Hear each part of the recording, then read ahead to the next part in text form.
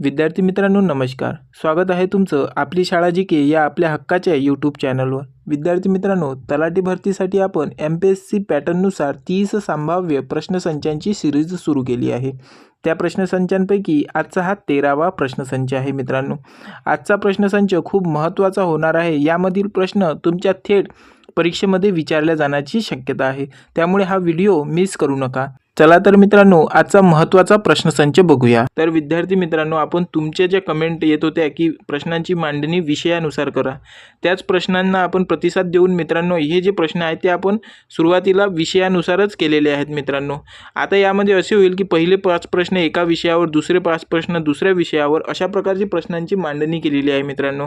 तर यामध्ये पहिले आता हा जो प्रश्न आहे हा राज्यघटना या विषयावरील आहे. तर हे 5 प्रश्न पहिले राज्यघटना विषयावर राहणार. त्यानंतरचे 5 प्रश्न मित्रांनो पंचायत राज या घटकावर राहणार. त्यानंतरचे इतिहास घटकावर, त्यानंतरचे अर्थशास्त्र या घटकावर, त्यानंतर आपले जे राहणार ते भूगोल या घटकावर, त्यानंतरचे आणि शेवटचे जे राहणार 5 प्रश्न ते मित्रांनो आपले विज्ञान या घटकावर राहणार, जेणेकरून तुम्हाला समजण्यासाठी देखील खूप सोपे होऊन जाईल मित्रांनो. चला तर आजचा पहिला प्रश्न बघूया. प्रश्न क्रमांक पहिला आहे, राज्यघटना या घटकावरील भारतीय राज्यघटनेचे कोणते विशिष्ट कलम देशाच्या राष्ट्रपतींना संसदेचे अधिवेशन चालू नसताना वटहुकूम काढण्याचा विशेष अधिकार प्रदान करते?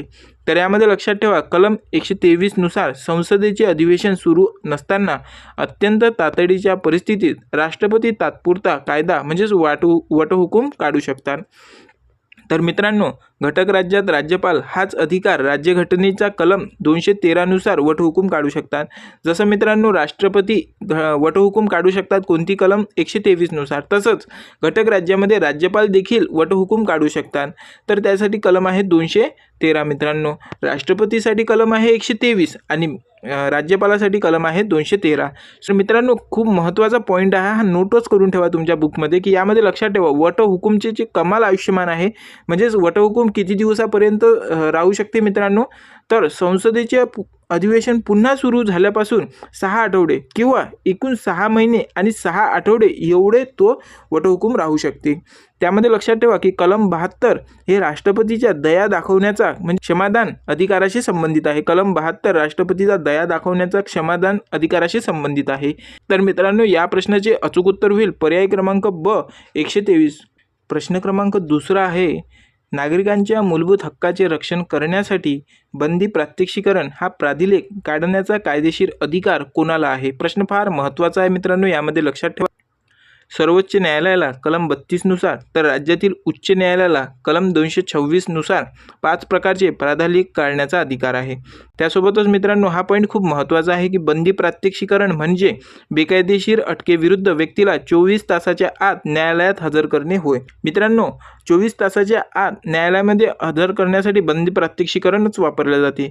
मित्रांनो हा पॉईंट आणखी नोट करा की हा हक्क वैयक्तिक स्वातंत्र्याचे रक्षण करण्यासाठी संविधानातील अत्यंत महत्त्वाचा कायदेशीर मार्ग मानला जातो. सोबतच मित्रांनो डॉक्टर बाबासाहेब आंबेडकर यांनी कलम 32ला संविधानाचा आत्मा आणि हृदय म्हटलेले आहे. हा पॉईंट खूप महत्त्वाचा आहे, खूप वेळा परीक्षेमध्ये आलेला आहे की कलम 32ला की डॉक्टर बाबासाहेब आंबेडकर यांनी कोणत्या कलमाला भारतीय संविधानाचा आत्मा असे मानलेले आहे. तर हा प्रश्न खूप वेळा आलेला आहे मित्रांनो.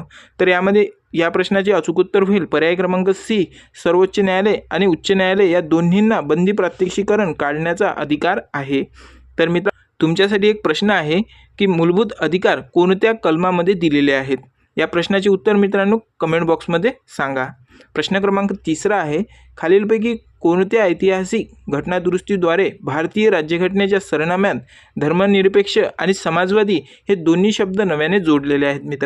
मित्रांनो अजूनपर्यंत तुम्ही आपली शाळा जीकेला सबस्क्राईब केले नसेल तर मित्रांनो आत्ताच करून घ्या. त्यासोबतच टेलिग्राम चॅनल देखील जॉईन करा, जेणेकरून तुम्हाला कोणतीही अपडेट मिस होणार नाही. तर मित्रांनो यामध्ये लक्षात ठेवा 1976 मध्ये 42व्या घटनादुरुस्तीद्वारे सरनाम्यात समाजवादी, धर्मनिरपेक्ष आणि एकात्मता हे 3 शब्द जोडले गेले. मित्रांनो IMP प्रश्न आहे, खूप वेळा नाही तर सर्वात जास्त वेळा हा प्रश्न पेपरमध्ये विचारलेला आहे. हा प्रश्न खूप महत्त्वाचा आहे की भारतीय संविधानामध्ये मिनी कॉन्स्टिट्यूशन कोणत्या कलमाला म्हटले गेलेले आहे? हा प्रश्न खूप वेळा आलेला आहे. त्यासोबतच मित्रांनो हा पण प्रश्न खूप महत्त्वाचा आहे की धर्मनिरपेक्ष, समाजवादी आणि एकात्मता हे 3 शब्द कोणत्या घटनादुरुस्तीद्वारे भारतीय संविधानामध्ये जोडलेले आहे? तर मित्रांनो, यामध्ये लक्षात ठेवा 1976 मधील 42व्या घटनादुरुस्तीद्वारे सरनाम्यात समाजवादी, धर्मनिरपेक्ष आणि एकात्मता हे 3 शब्द जोडले गेले. कोणते शब्द मित्रांनो? समाजवादी, धर्मनिरपेक्षता आणि एकात्मता हे 3 शब्द कोणत्या घटनादुरुस्तीद्वारे? 42व्या घटनादुरुस्तीद्वारे, जे कधी झाली? 1976 मध्ये झाली. ठीक आहे मित्रांनो. यानंतरचा पॉईंट आहे की या घटनादुरुस्तीद्वारे संविधानात प्रथमच एकमेव वेळा सरनाम्यात बदल करण्यात आला. सोबतच 42व्या घटनादुरुस्तीला तिच्या अथांग बदलामुळे भारताचे मिनी कॉन्स्टिट्यूशन असेही म्हटले जाते मित्रांनो.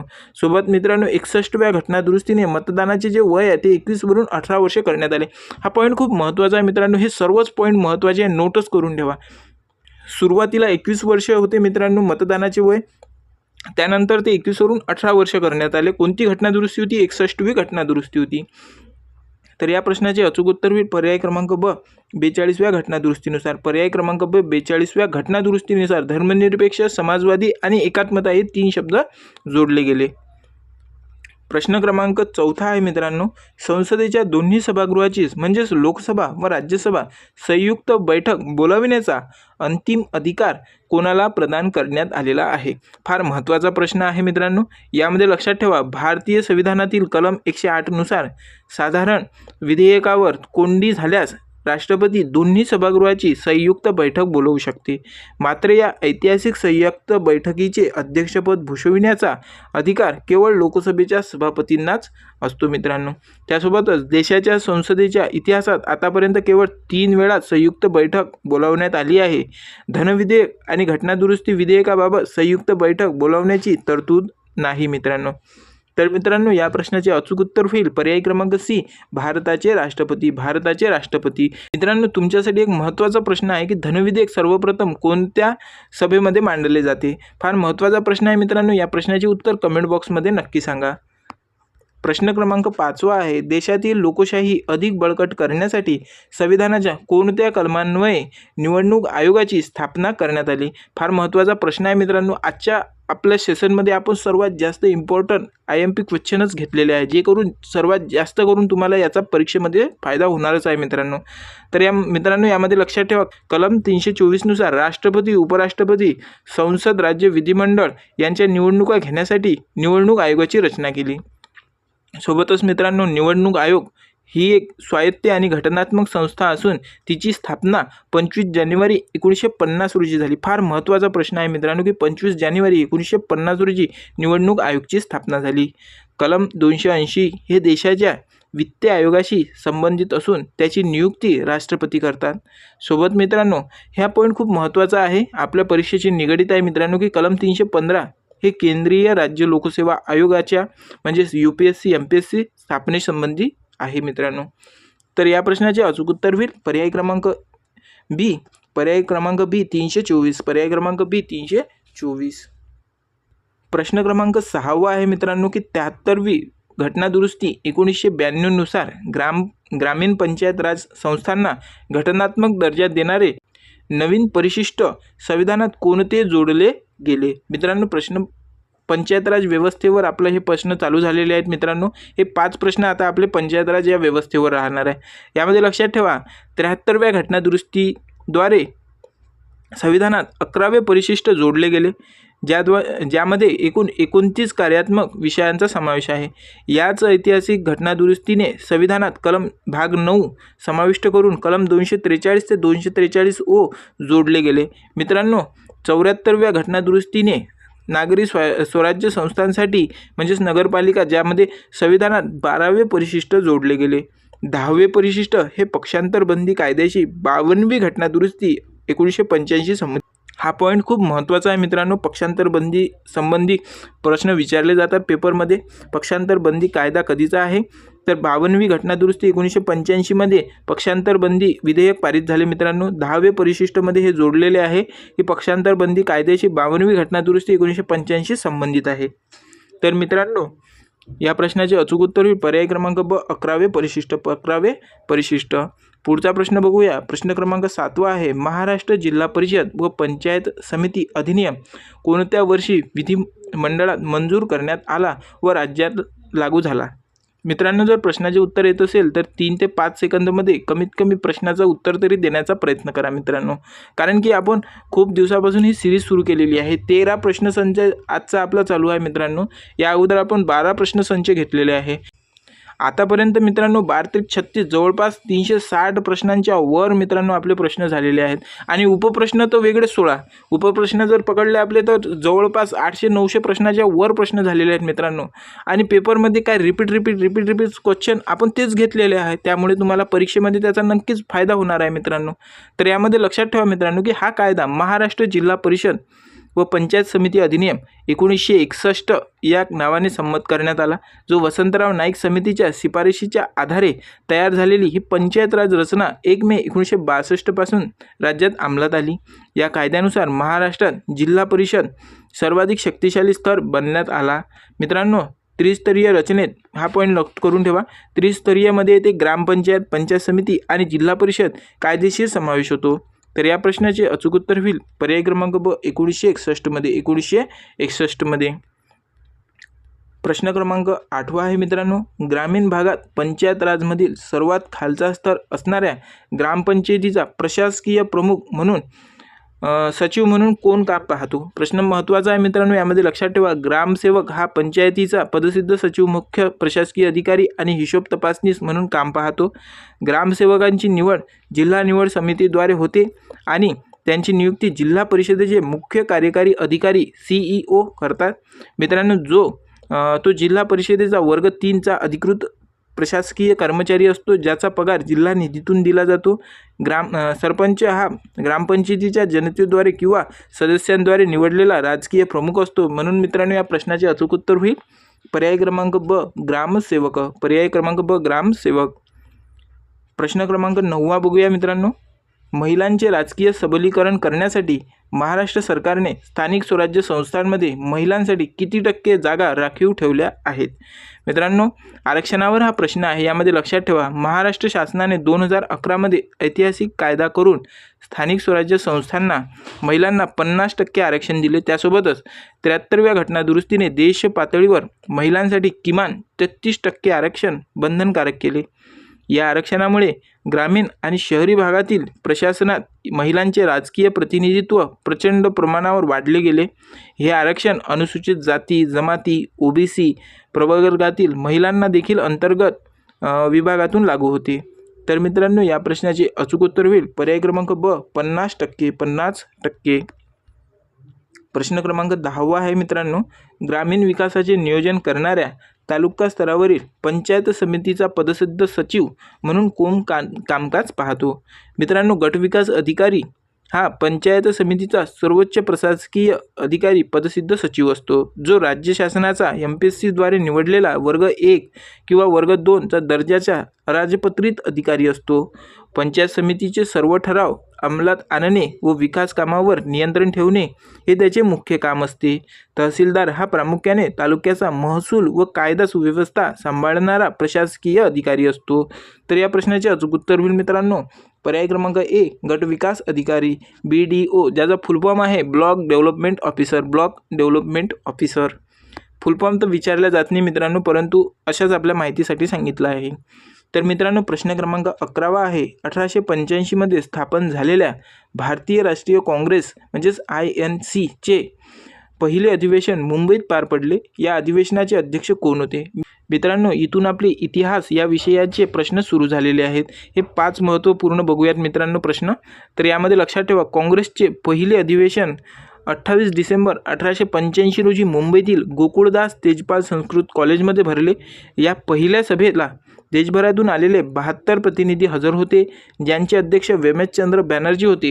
ब्रिटिश निवृत्त अधिकारी ॲलन ॲक्टोव्ह्यूम म्हणजेच AO ह्यूम यांनी काँग्रेसच्या स्थापनेत पुढाकार घेतला होता. पुण्यात प्लेगची साथ पसरल्यामुळे हे अधिवेशन सुरुवातीला ठरलेल्या पुण्याऐवजी मुंबईतच घेण्याचे निश्चित झाले. मित्रांनो, सुरुवातीला काय झालं की पुण्यामध्ये घ्यायचं ठरलं होतं, परंतु पुण्यामध्ये त्यावेळेस प्लेगची साथ मोठ्या प्रमाणात आली होती. त्यामुळेच हे अधिवेशन हलवून मुंबईमध्ये घेण्यात आलं मित्रांनो. तर या प्रश्नाचे अचूक उत्तर होईल पर्याय क्रमांक ब, व्यमेशचंद्र बॅनर्जी. पर्याय क्रमांक ब, व्यमेशचंद्र बॅनर्जी. मित्रांनो, हे जे तुम्ही सांगितलेला कमेंटमध्ये मला सांगितलं होतं की विषयानुसार प्रश्न घ्या, तर हे जे मी बदल केलेला आहे मित्रांनो, तुम्ही सांगितल्यानुसार हा बदल तुम्हाला आवडला आहे का? हे प्रश्नांची मांडणी तुम्हाला समजत आहे का मित्रांनो? याचे उत्तर कमेंट बॉक्समध्ये सांगा, जेणेकरून मित्रांनो तुमचा मला प्रतिसाद मिळेल. ठीक आहे मित्रांनो, पुढचा प्रश्न बघूया. मित्रांनो, आपण प्रत्येक विषयानुसार काही 5-5 प्रश्नांचे असे आपण यामध्ये डिवाईड केलेले आहेत. तुम्हाला सोपी जाणार ते समजण्यासाठी इतिहास, राज्यशास्त्र, भूगोल, अर्थशास्त्र या सर्व विषयाचे 5-5 प्रश्न आपण या क्लासमध्ये घेतलेले आहे, जेणेकरून तुम्हाला समजण्यासाठी ते आणखी सोपे जाईल मित्रांनो. ठीक आहे, तर यामध्ये 12वा प्रश्न आहे आणि हा इतिहास घटकावरील चालू आहे मित्रांनो. या अगोदर राज्यशास्त्र त्यासोबतच पंचायत राज या घटकावर प्रश्न घेतलेले आपण 5-5. आता आपण घेत आहोत इतिहास या विषयावरील प्रश्न. तर मित्रांनो, यामध्ये लक्षात ठेवा, छत्रपती शिवाजी महाराजांनी सह्याद्रींच्या डोंगर रांगांमध्ये स्वराज्याची पहिली अधिकृत राजधानी म्हणून कोणता अभेद्य किल्ला निश्चित केला होता? तर यामध्ये फार महत्त्वाचे पॉईंट आहेत मित्रांनो, लक्षात ठेवा. राजगड हा किल्ला छत्रपती शिवाजी महाराजांच्या स्वराज्याची पहिली मुख्य राजधानी होता. शिवाजी महाराजांनी तब्बल 26 वर्षे या किल्ल्यावर स्वराज्याचा कारभार व अनेक लष्करी मोहीम चालविल्या. सोबत 1674मध्ये शिवराज्याभिषेकावेळी प्रशासकीय सुलभतेसाठी रायगड किल्ल्याला स्वराज्याची मुख्य राजधानी बनवले गेले. तर तोरणा हा ऐतिहासिक किल्ला आहे, जो महाराजांनी वयाच्या अवघ्या 16व्या वर्षी जिंकून राज्याचे तोरण बांधले. तर मित्रांनो, तोरणा हा किल्ला 16व्या वर्षी जिंकला महाराजांनी, एवढा पॉईंट लक्षात ठेवजा. तर या प्रश्नाचे अचूक उत्तर होईल पर्याय क्रमांक ब, राजगड. पर्याय क्रमांक ब, राजगड. पुढचा प्रश्न बघूया मित्रांनो. प्रश्न क्रमांक 13वा आहे. 24 सप्टेंबर 1932 रोजी महात्मा गांधी आणि डॉक्टर बाबासाहेब आंबेडकर यांच्यात झालेला प्रसिद्ध पुणे करार कोणत्या मुख्य विषयांशी संबंधित होता? मित्रांनो, प्रश्न फार महत्त्वाचा आहे. यामध्ये जास्त करून आतापर्यंत हाच प्रश्न विचारलेला आहे की महात्मा गांधी आणि B.R. आंबेडकर यांच्यात कोणता करार झाला. हा प्रश्न फार वेळा विचारला आहे. याचे उत्तर होईल पुणे करार. परंतु आपण एक पॉईंट आणखी पुढे गेलेलो आहोत मित्रांनो. कधी झाला? 24 सप्टेंबर 1932 झाला. पुणे करार झाला B.R. आंबेडकर आणि महात्मा गांधी यांच्यामध्ये झाला. तर यामध्ये बघूया आपण. ब्रिटिश पंतप्रधान मॅकडोनाल्ड यांनी घोषित केलेल्या जातीय निवाड्याविरुद्ध गांधीजींनी येरवाडा कारागृहात आमरण उपोषण सुरू केले. या ऐतिहासिक करारामुळे दलितांचे स्वतंत्र मतदारसंघ रद्द होऊन त्यांना कायदेमंडळात राखीव जागा म्हणजेच 148 जागा देण्यात आल्या. या ऐतिहासिक समझोत्यांवर पुण्याच्या येरवाडा तुरुंगात दोन्ही नेत्यांच्या वतीने स्वाक्षऱ्या करण्यात आल्या. या कराराने हिंदू समाज आणि बहुजन समाजाला एकत्र आणण्यात अत्यंत महत्त्वाची भूमिका बजावली. तर मित्रांनो, या प्रश्नाचे अचूक उत्तर होईल पर्याय क्रमांक ब, स्वतंत्र मतदारसंघ रद्द करून दलितांना प्रांतिक विधिमंडळात राखीव जागा देणे. तर मित्रांनो, हे या मुख्य कराराचे मुख्य उद्देश होते.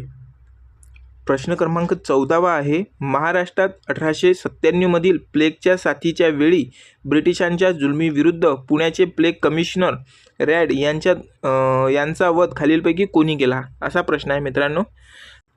तर यामध्ये लक्षात ठेवा, दामोदर हरी चाफेकर, बाळकृष्ण हरी चाफेकर आणि वासुदेव हरी चाफेकर यांनी म्हणजेच चाफेकर बंधू यांनी 22 जून 1897 रोजी प्लेग कमिशनर रॅडची गोळ्या घालून हत्या केली. कधी केली? 22 जून 1897 रोजी. तर मित्रांनो, रॅडने पुण्यात प्लेग निर्मूलनाच्या नावाखाली लष्कराद्वारे घरामध्ये घुसून महिला व नागरिकांना अनन्वित छळ व अपमान केला होता. तर ब्रिटिश महाराणीच्या हिरक महोत्सव सोहळ्यावरून परतत असताना गणेशखिंडीत रडवर हा धाडसी हल्ला करण्यात आला होता. तर या क्रांतिकारी देशी सेवेसाठी चाफेकर बंधूंना ब्रिटिश सरकारने पुण्यात फाशीची शिक्षा सुनावली. तर मित्रांनो, या प्रश्नाचे अचूक उत्तर होईल पर्याय क्रमांक ए, चाफेकर बंधू. पर्याय क्रमांक ए, चाफेकर बंधू यांनी रॅडचा वध केला. कधी केला मित्रांनो? तर 1897 केला. तारीख कोणती होती? 22 जून 1897. 22 जून 1897 तारीख लक्षात ठेवा मित्रांनो. चला तर पुढचा प्रश्न बघूया. प्रश्न क्रमांक 15वा आहे. आद्य क्रांतिकारक म्हणून ओळखल्या जाणाऱ्या वासुदेव बळवंत फडके यांनी ब्रिटिशांविरुद्ध बंड करण्यासाठी कोणाच्या मदतीने रामोशी बांधवांचे संघटन केले? तर मित्रांनो, यामध्ये यामध्ये लक्षात ठेवा, वासुदेव बळवंत फडके यांनी 1879 महाराष्ट्रात ब्रिटिशांविरुद्ध पहिला सशस्त्र बंड पुकारला, ज्यामध्ये त्यांनी रामोशी समाजाचे शूर सेनापती दौलतराव नाईक यांच्या सहकार्याने रामोशी कोळी व मांग बांधवांची लष्करी संघटना उभी केली. सोबतच लहुजी वस्ताद साळवे व वासुदेव बळवंत फडके यांचे मुख्य शरीर व शास्त्रविद्या शिकविणारे आदरणीय गुरु होते. फडके यांना ब्रिटिशांनी एडनच्या कारागृहात डांबले, जेथे 1883 त्यांचा कारागृहातील छळामुळे मृत्यू झाला मित्रांनो. तर या प्रश्नाचे अचूक उत्तर आहे मित्रांनो पर्याय क्रमांक बी, दौलतराव नाईक. पर्याय क्रमांक बी, दौलतराव नाईक.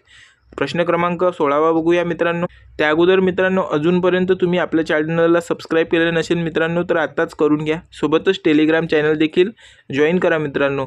आणि या क्लाससाठी एक लाईक नक्की करा मित्रांनो. तुमच्या मित्रांपर्यंत देखील असे प्रश्न पोहोचवा.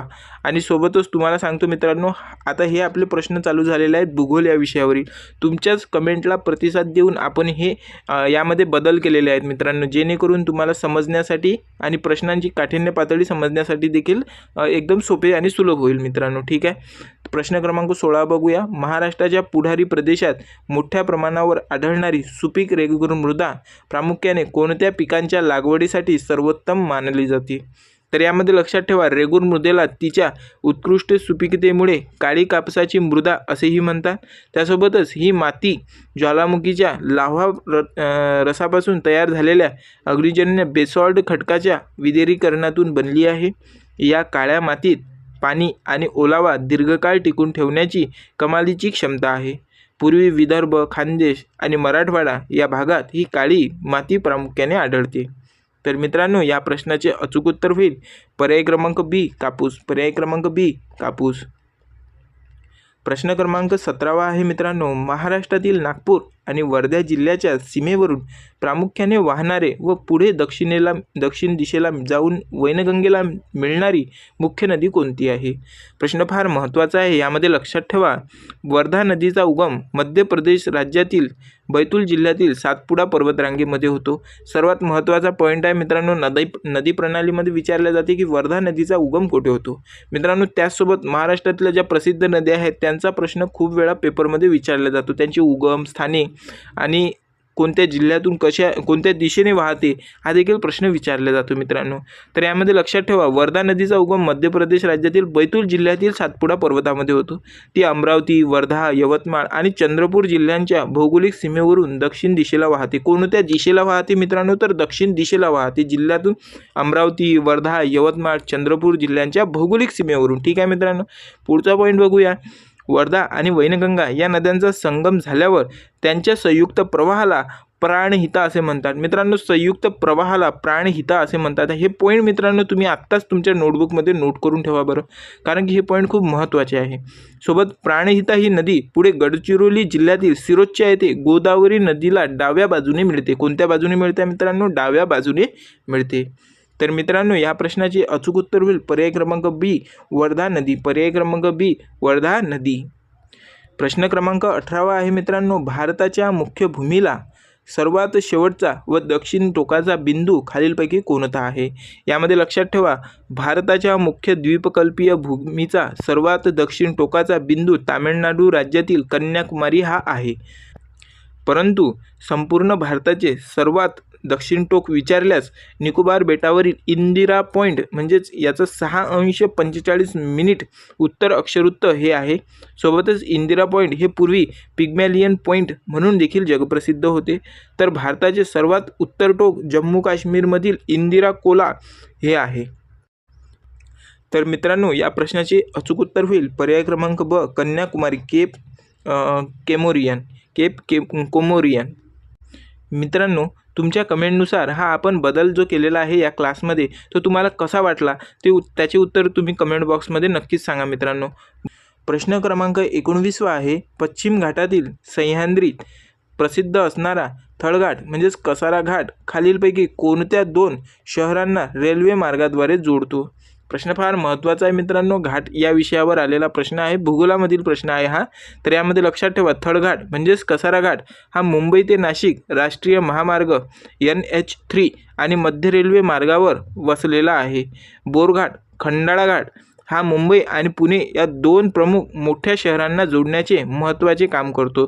तर फोडाघाट हा कोल्हापूरवरून कणकवली मार्गे अरबी समुद्राच्या किनारपट्टीला सिंधुदुर्ग जिल्ह्याला जोडतो.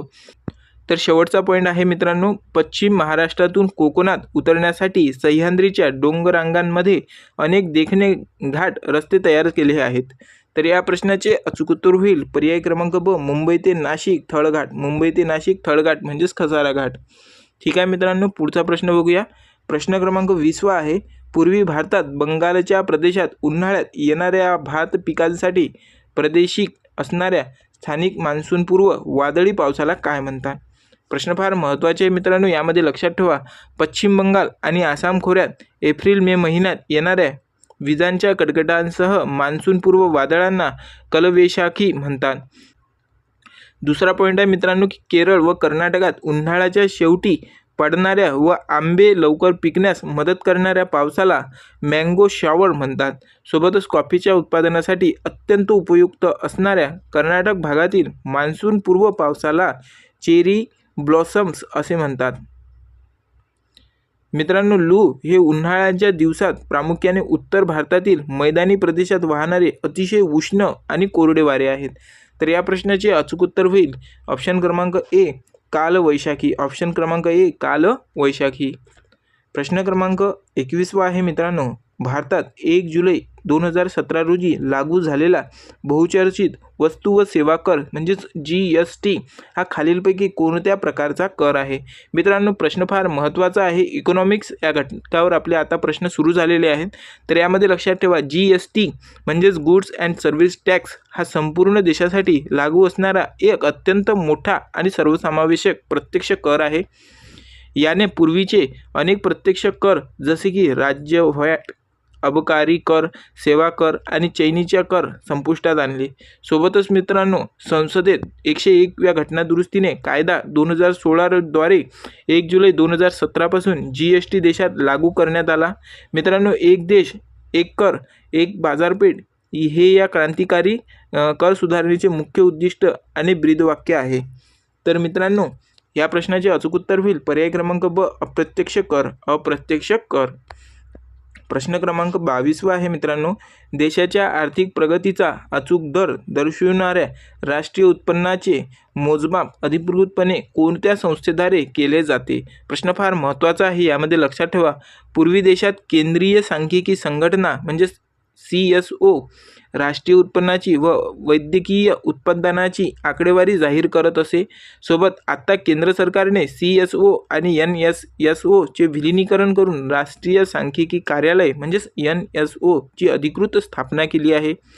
मित्रांनो, ही संस्था सांख्यिकी आणि कार्यक्रम अंमलबजावणी मंत्रालयाअंतर्गत MOSPI अत्यंत पारदर्शकपणे काम करते. तर मित्रांनो, यामध्ये आणखी एक पॉईंट नोट करा की भारतात सर्वप्रथम राष्ट्रीय उत्पन्नाचे मोजमाप दादाभाई नौरोजी यांनी 1867 ते 1868 मध्ये केले आहे. मित्रांनो, हा पॉईंट खूप महत्त्वाचा आहे. IMP आहे. यावर खूप वेळा प्रश्न विचारलेले आहे की सर्वप्रथम राष्ट्रीय उत्पन्नाचे मोजमाप कोणी केलेले आहे? तर याची प्रश्नाचे अचूक उत्तर होईल दादाभाई नौरोजी. आणि कधी केलेले आहेत मित्रांनो? तर 1867 ते 1868 या दिवशी केलेले आहेत. तर मित्रांनो, या प्रश्नाचे अचूक उत्तर होईल पर्याय क्रमांक बी, राष्ट्रीय सांख्यिकी कार्यालय म्हणजेच NSO. राष्ट्रीय सांख्यिकी कार्यालय NSO. मित्रांनो, जो आपण सप्लिमेंटरी क्लास घेणार आहोत, जी सिरीज सुरू करणार आहोत, त्याचा आजचा इंट्रोडक्शन व्हिडिओ मित्रांनो तयार झालेला आहे. तो आज संध्याकाळपर्यंत मी नक्कीच आपल्या यूट्यूब चॅनलवर अपलोड करणार आहोत. सोबतच त्याची लिंक आपल्या टेलिग्राम चॅनल देखील शेअर करणार आहोत. त्यामुळे आपल्या टेलिग्राम चॅनलशी देखील जोडून राहा मित्रांनो. प्रश्न क्रमांक 23 आहे, देशातील बँकिंग क्षेत्राला नवी दिशा देण्यासाठी व्यावसायिक बँकांच्या राष्ट्रीयीकरणाची पहिली मोठी लाट भारतात कधी आली होती? तर मित्रांनो, या प्रश्न खूप महत्त्वाचा आहे.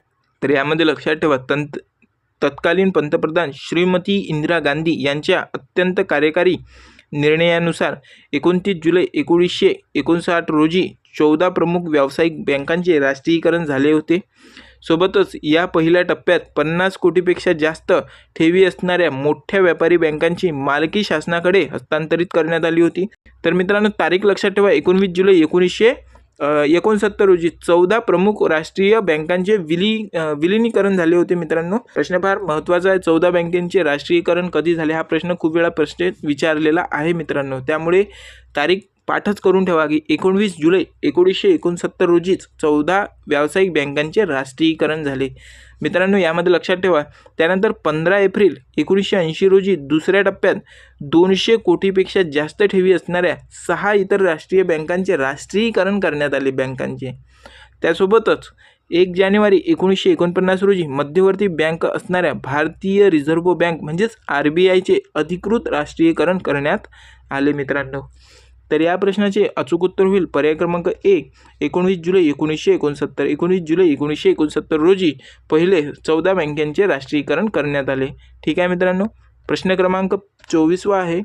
केवळ देशाच्या दैनंदिन प्रशासकीय कामकाजांसाठी उदाहरणार्थ पगार, पेन्शन, कर्जव्याज केला जाणारा ज्यातून कोणतीही मालमत्ता निर्माण होत नाही अशा खर्चाला काय म्हणतात? तर यामध्ये लक्षात ठेवा. महसुली खर्च हा शासनाचा उपभोग खर्च असून यामुळे कोणत्याही नवीन भौतिक किंवा उत्पादक संपत्ती निर्माण होत नाही. याउलट रस्ते, रेल्वे, धरणे आणि नवीन उद्योग उभारणीसाठी केल्या जाणाऱ्या खर्चाला भांडवली खर्च म्हणतात. सोबतच मित्रांनो, भांडवली खर्चामुळे भविष्यात देशाच्या उत्पादकतेला चालना मिळते आणि नवीन मालमत्ता कायदेशीररित्या निर्माण होते. सोबत मित्रांनो, आर्थिक नियोजनात महसुली खर्च कमी ठेवून भांडवली खर्च वाढवणे हे निरोगी अर्थव्यवस्थेचे प्रमुख लक्षण मानले जाते. तर मित्रांनो, या प्रश्नाचे अचूक उत्तर होईल पर्याय क्रमांक बी. महसुली खर्च. ज्यामधून कुठलेही सरकारचे उत्पन्न होत नाही मित्रांनो, त्याला महसुली खर्च असे म्हणतात. ठीक आहे मित्रांनो. पुढचा पॉईंट बघूया. प्रश्न क्रमांक 25 आहे. भारतीय रिझर्व्ह बँक म्हणजेच RBI देशातील वित्तीय स्थैर्य राखण्यासाठी व्यापारी बँकांकडून ज्या मुदतीसाठी कर्ज घेते तेव्हा लागू होणाऱ्या व्याजदराला काय म्हणतात? तर यामध्ये लक्षात ठेवा मित्रांनो की रिझर्व्ह रेपो रेट हा असा व्याजदर आहे ज्या दराने मध्यवर्ती बँक म्हणजेच RBI व्यापारी बँकांकडील अतिरिक्त पैसा स्वतःकडे ठेवते. याउलट RBI व्यापारी बँकांना ज्या व्याजदराने अल्प मुदतीचे कर्ज देते त्याला रेपो रेट असे संबोधतात. बाजारातील पैशांचा पुरवठा नियंत्रित करण्यासाठी आणि महागाई रोखण्यासाठी RBI या व्याजदरामध्ये वेळोवेळी बदल करते. बँक रेट हे दीर्घकालीन कर्जासाठी लागू असणारा व्याजदर म्हणून बँकिंग विश्वात ओळखले जाते मित्रांनो. तर या प्रश्नाचे अचूक उत्तर होईल पर्याय क्रमांक ब. Reserve repo rate. Reserve repo rate. प्रश्न क्रमांक 26 आहे. मानवी शरीरामध्ये रक्तातील तांबड्या रक्तपेशींमध्ये प्राणवायूचे वहन करणारे हिमोग्लोबिन तयार होण्यासाठी कोणत्या धातूंची अत्यंत गरज असते? प्रश्न फार महत्त्वाचा आहे मित्रांनो. यामध्ये लक्षात ठेवा. सायन्स या घटकावरील आपले प्रश्न सुरू झालेले आहेत. तर हिमोग्लोबिन हा रक्तातील महत्त्वाचा प्रोटीन घटक असून त्यांच्या रेणूंच्या केंद्रस्थानी लोह धातू अस्तित्वात असतो.